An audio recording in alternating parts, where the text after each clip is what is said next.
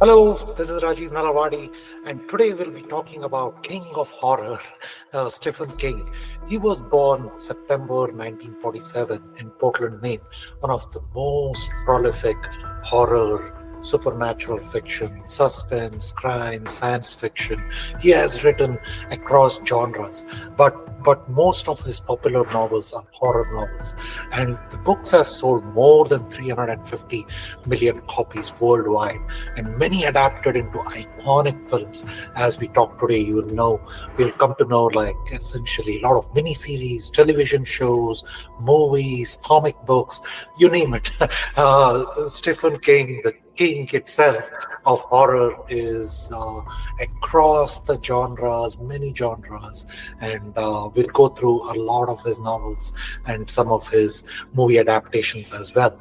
So King kind of turns the ordinary into the extraordinary with very rich plotting, complex characters, and that's what makes his theme most interesting. It's ordinary people, but put under extraordinary circumstances. What will happen to them? And his father left the family when Stephen was 2. His mother struggled financially, moving the family between Indiana and Connecticut before eventually returning to Maine. So most of his story plots are based in Maine as well.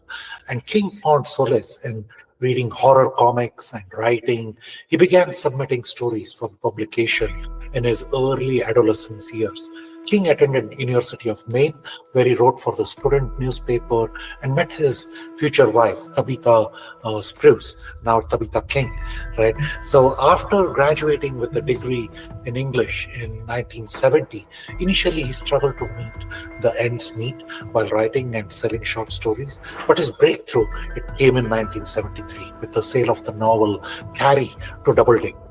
And that was followed by a string of successful novels like Salem's Lot, The Shining, and It, which are followed by a lot of other beautiful novels as well that made into film adaptations. Who doesn't know about Shawshank Redemption?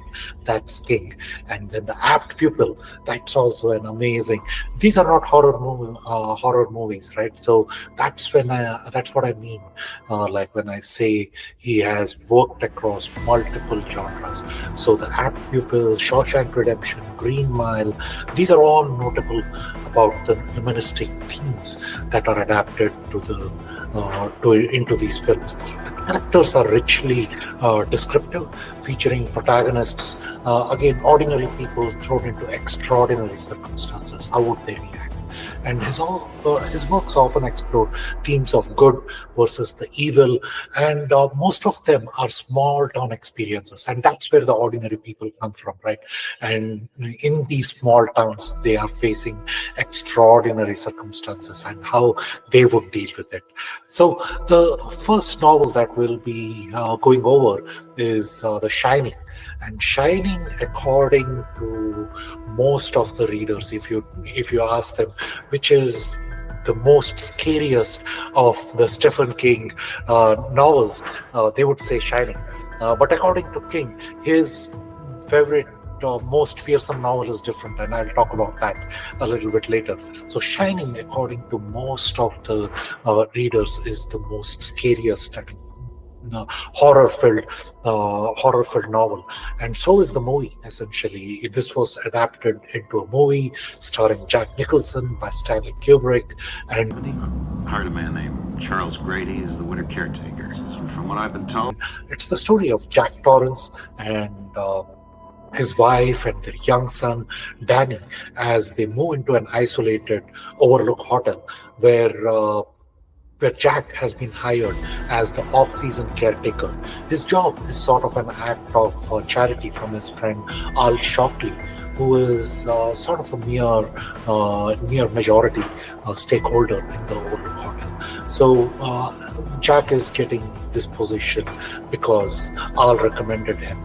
And Jack and Al were drinking friends, but now both of them are sort of sober and or trying to be sober, right? So set in the Colorado Rockies, the Overlook Hotel has sort of a very sinister history of violence and tragedy, which seem to stem from the hotel itself.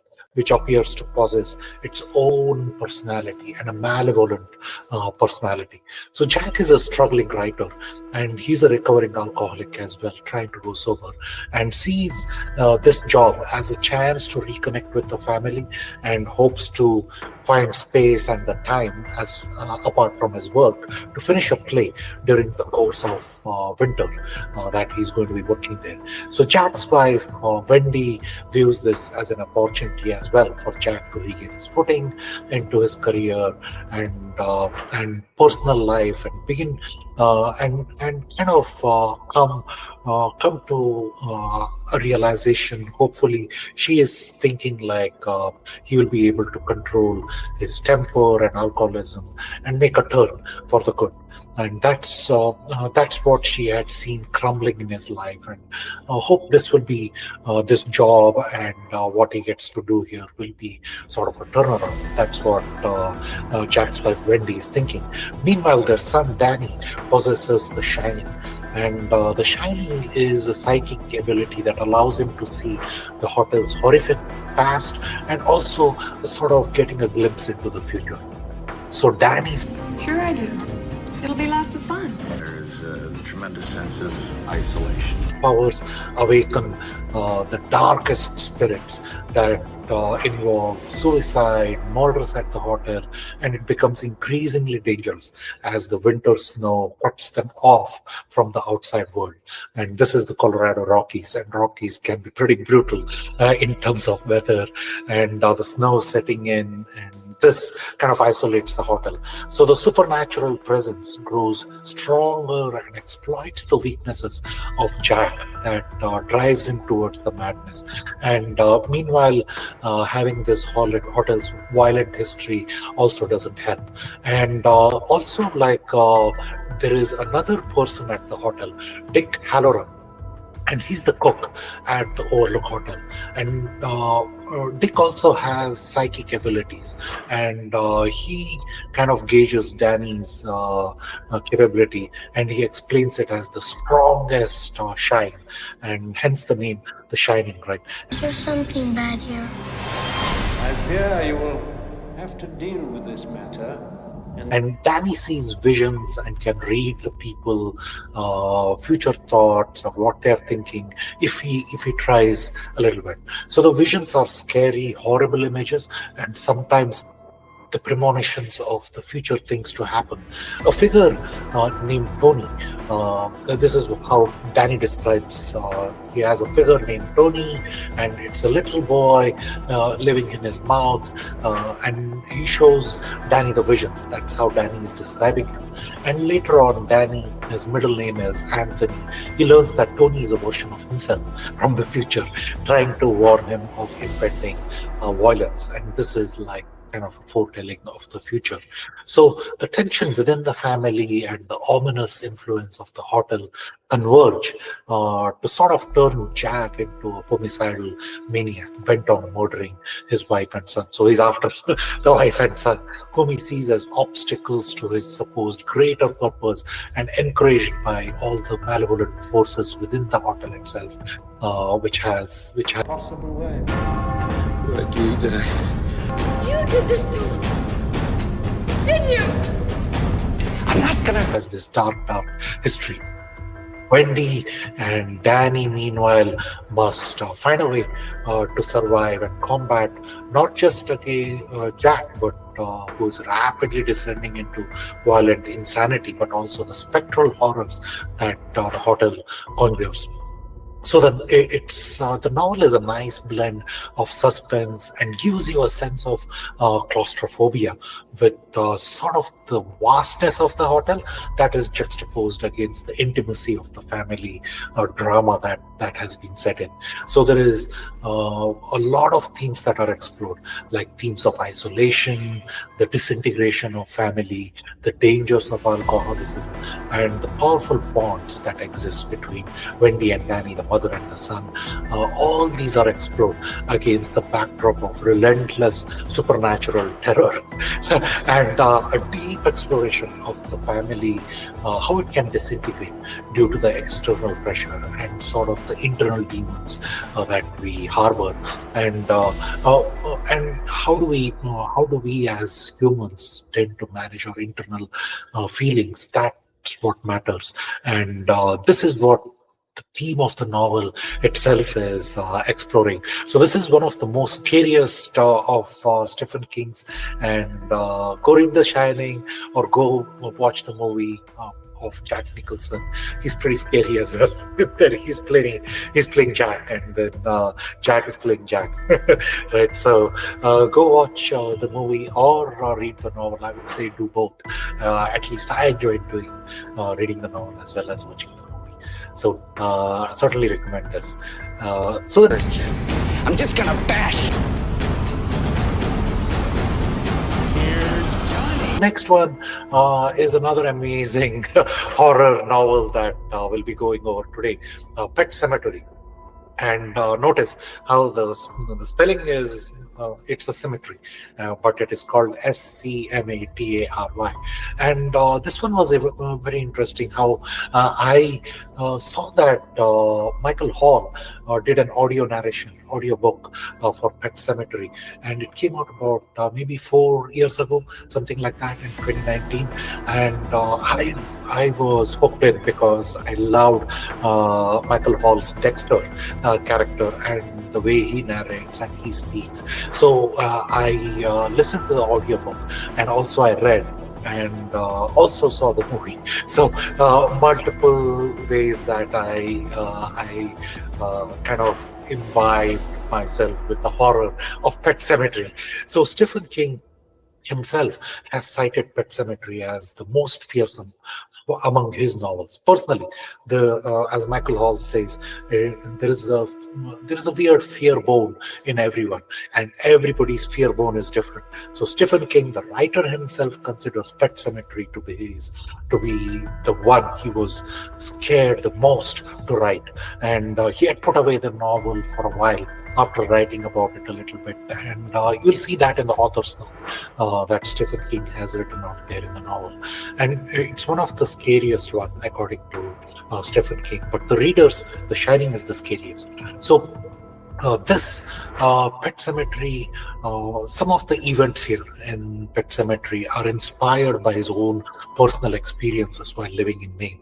And this is again a Maine setting, right, where Stephen King lives and he grew up. So the narrative follows Louis Creed, who moves with his wife Rachel and their 2 young children, Ellie and Gage, and there is also the family cat Church. And this is a rural town in Maine. Louis has found a job at the University Health Service. So near their home is a very busy road, very close to their home actually. And it's a very busy road that often claims the lives of pets, as well as a mysterious cemetery. So many trees. It's beautiful, right? That's definitely not Boston. In the woods, known as the Pet Sematary, or a cemetery, how we would call it, and where local children have buried their dead animals for generations. And the cemetery is said to possess the power to bring things buried over there back to life, but not exactly in the same way as they were before. So it's in a transformed way and in a weirdly transformed way, which makes it a horror, right? And the family's idyllic new life turns tragic with the Church, the cat, is killed by a car. And Judd Crandall is the Creed's elderly neighbor. He sympathizes with Ellie's distress. Ellie, the daughter, is very, very much distressed by the death of the cat, and he introduces Louis to the power of the Pet Sematary. So the Church, the cat, ends up getting resurrected and returns like changed, but malevolently changed in a weird way. So this event sort of foreshadows what is to come, and the heart of the horror to come in the novel. The situation actually spirals when Gage, who is Lewis's toddler son, also gets killed by a speeding truck on the road. And this is why it was Stephen King's most scariest thing that he felt like he had written. And Wow. This whole place is ours? I even got him to throw in a whole forest as a new backyard.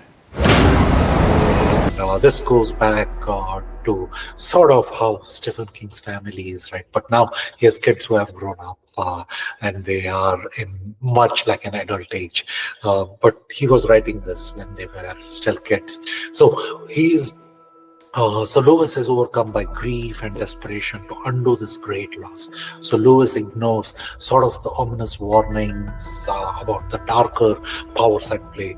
He exhumes Gage's body and buries him in the pet cemetery. Those woods to something else.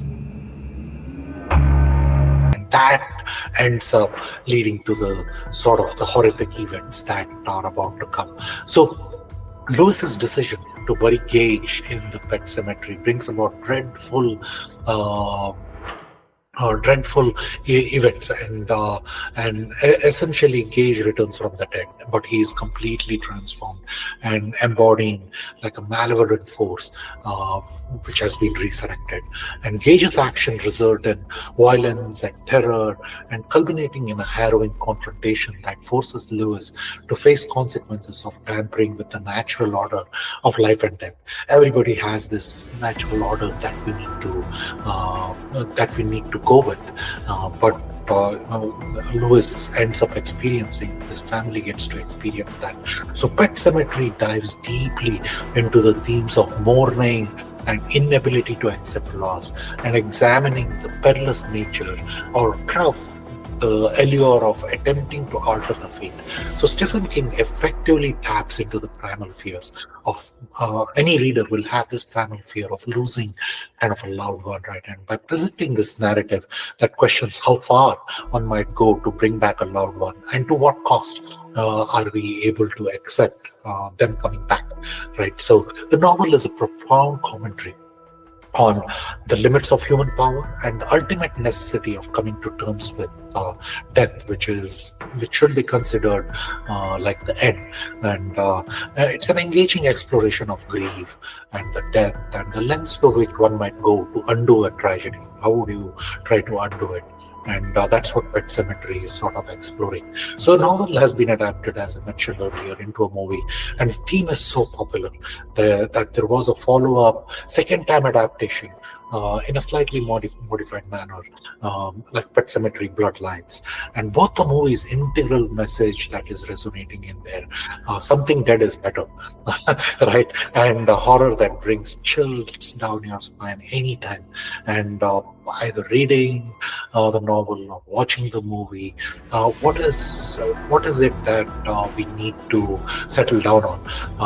That we need to accept nature's inherent chaos. There is chaos in the nature overall. So there is a nature to the birth and nature to the death. So that's what this novel is exploring. So go ahead and read the novel, or go watch both the movies there, or listen to the audiobook by Dexter or Michael Hall. He's wonderful in that, like with the different tones that he brings into the narration. Wonderful.